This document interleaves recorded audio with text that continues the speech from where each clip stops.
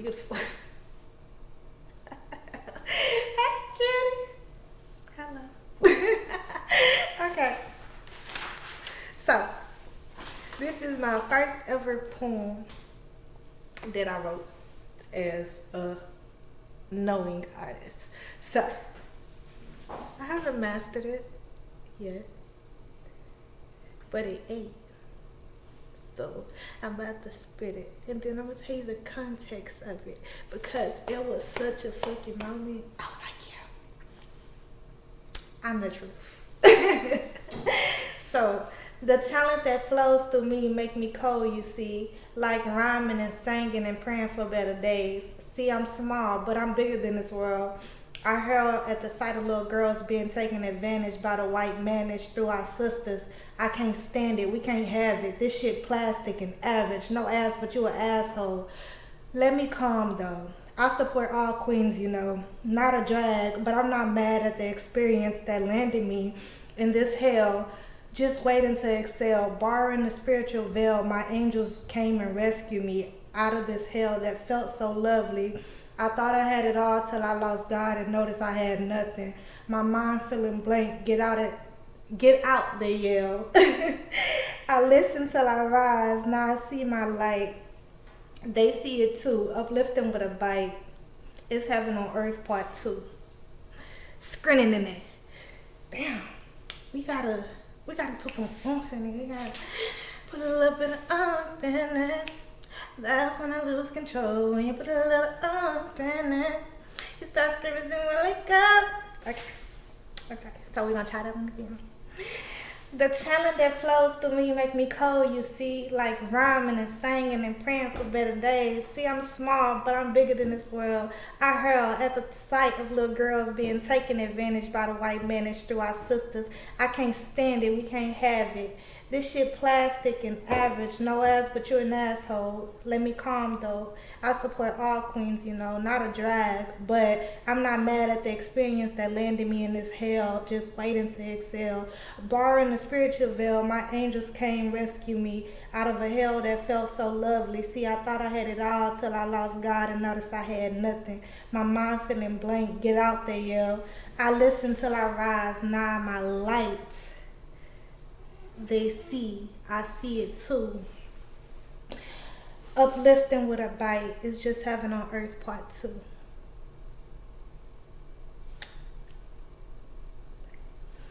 Hello. I am heaven. And I named this poem Out of Hell. Self-explanatory. But see, I had went out one random ass night last year, at the beginning of the year. This one I was like, I had started losing everything. I had got evicted from my apartment. I ended up sending my son off to his daddy in New Orleans. And then my brother, he had got him a space or whatever. My sister, she went to Louisiana with her baby daddy, and my mama, she was doing her thing, whatever she was doing. So I was just like, okay, this not gonna be a long time. This gonna be this gonna be something I can maneuver through. So it was depressing. It was very depressing. So the first month, I didn't do anything. I was just trying to get used to the move, because I went to go stay with a friend on the north side. I wasn't even on my side of town, so it was just a whole lot. And yeah, I went to go stay with her. I didn't really care to stay with her because it was a lot of family issues going on, and this, that, and the 10. Felt like I was being bullied or stuck into some kind of chokehold where I had to do what they say or I was gonna lose my place, and I don't like having to exist like that. So it was causing friction in the household, but I played my part till I was able to get the fuck on. But probably after week 3 of me crying myself to sleep all the time and being miserable, I had these musician friends at the time. So it was like, come out, let's listen, work on some music, let's do this and that. you know, get you out the house. So I'm like, okay, we can try that. So we did that, and I had went to this poetry night, and this dude had performed. I thought he was really cool, really talented. Of course, I have a crush on everybody.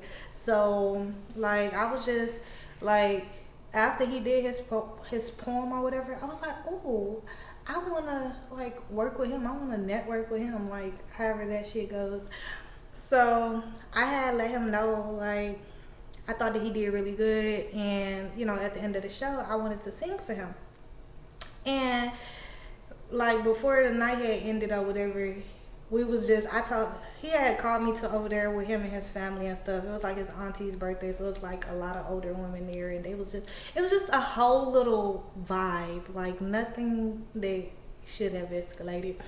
So we were chopping it up, and we was like sending his phone back and forth because he was like we had gotten to the topic of me never doing poetry or whatever. I was like, I don't really know if I got the eye, the ear, the mouth for that. So you ate though, you did that shit. I like that. I like how you do. I'm just a singer, I'm not a speaker.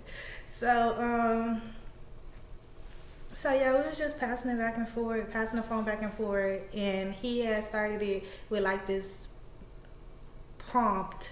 I forgot what it was about, but I was eating, he was eating. He was like, damn girl, you got me thinking. I was like, I do? Okay, I guess I'm a poet too. And we went from there. Afterwards, made out in the car a little bit. I sung for him. It was wild. And that night was done. Then he invited me out the next week or the next night. I forgot which one. But yeah, he performed there too, but it wasn't like the first night we met. It was just very. And then I found out he had a girlfriend. He didn't tell me he had a girlfriend when we met. Why is your motherfucking tongue in my mouth if you got a girlfriend? Like, I don't know.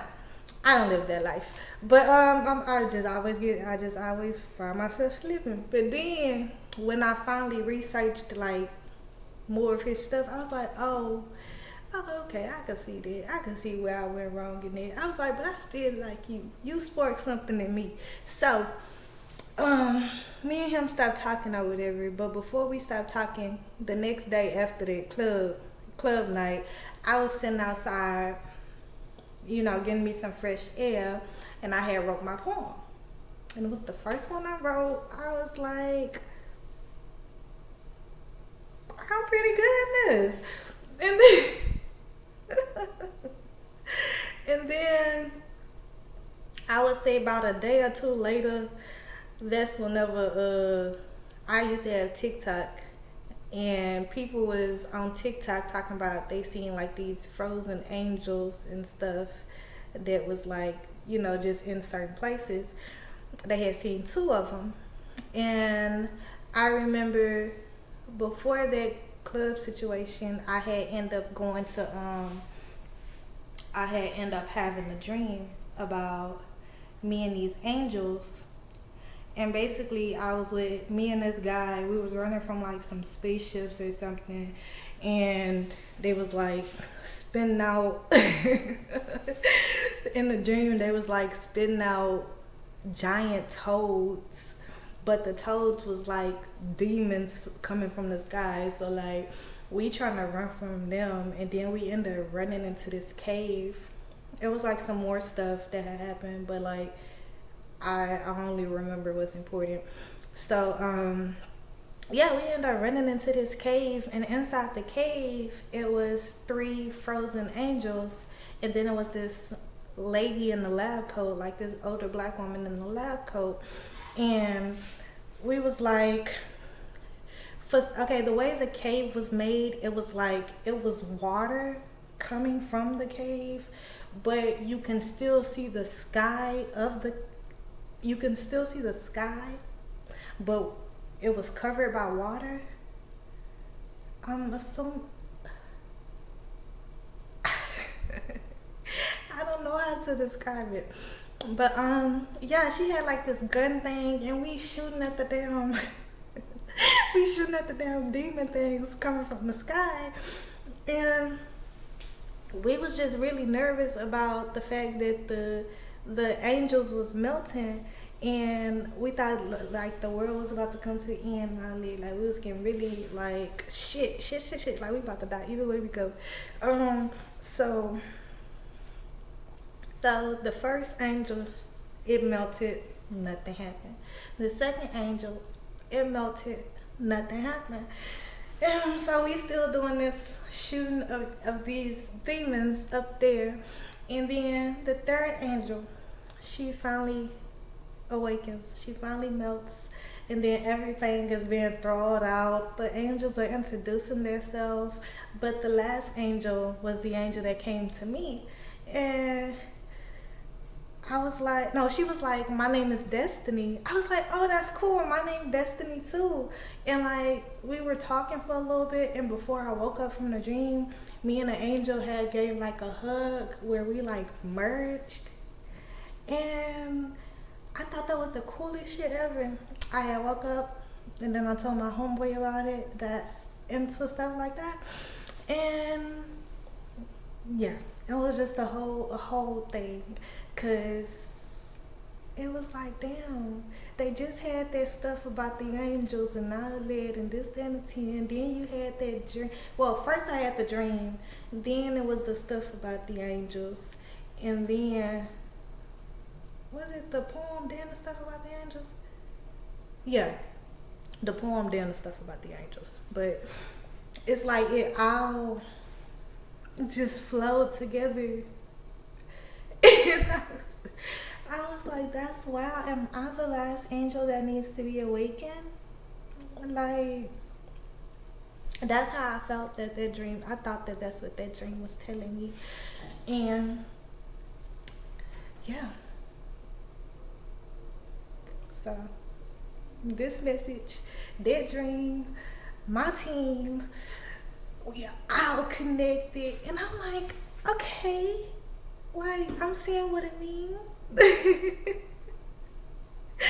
Very chaotic, but very much respected. I holla free peace when I'm neglected. But oh, excuse me, have mercy. But yeah, I felt like I should share that story because it was, yeah, that's what happened. It was the dream. I'm just thinking back to it. It was the dream. I was excited about that dream. And the dream happened before the move and all that. So yeah, I was out of my apartment in February. So the dream had happened in like the beginning of the year in January. Had a lot of eventful months because it was like certain things was happening certain months, and I'm like, okay, well, they say we still in the planning phase, the first 3 months of the year, so I wasn't trying to, make any moves or anything. I was still trying to figure my shit out, and then, yeah. Some things got figured out. I was definitely aligned in something magical, something unique, something inspiring. I am aligned in something inspiring. So, I must play my part, and I must be smart. And I cannot be a chicken shit coward. That's not my part. Yeah, I guess that's done with this video. I just wanted to share that. I just felt that I should share that. The angels work with me. Throw me near me.